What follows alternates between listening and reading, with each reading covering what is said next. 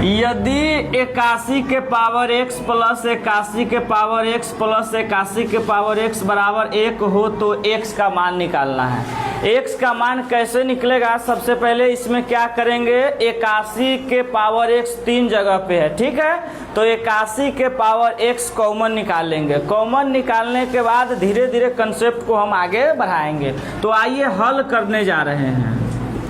81 के power x, 81 के power x, 81 के पावर x 3 जगह पे है, तो हम 81 के पावर x कॉमन ले लेंगे, ठीक है। यहाँ पे कुछ नहीं बचा तो 1 बचा, यहाँ पे कुछ नहीं बचा तो 1 बचा, यहाँ पे कुछ नहीं बचा तो 1 बचा, बराबर में 1 है, लिख देंगे। इतना में किसी प्रकार का कोई दिक्कत नहीं। चलिए आगे चलते हैं। 81 के पावर x 1 1 1 तीनों के जोड़ेंगे तो हो जाएगा 3, बराबर में क्या है 1, तो 1 हम लिख देंगे। आगे बढ़ा रहे हैं।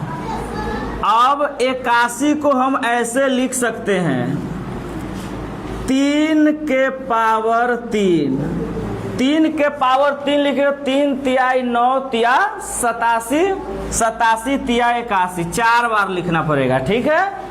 उसके बाद जो ये x है यहाँ x लिख देंगे। ऐसे इसको लिखना ऐसे चाहिए हमें, ठीक है। ऐसे 3 के पावर 4 हो जाएगा 81, इसके पावर में हो जाएगा x, और ये 3 है जो 3 यहाँ लिखा जाएगा, बराबर में 1 है, 1 लिख देंगे। अब क्या करेंगे, ये पावर के पावर है तो ये गुना हो जाता है, तो हम क्या करेंगे 4 में 1 से गुना कर देंगे, 4x हो जाएगा गुने 3 बराबर हो जाएगा 1।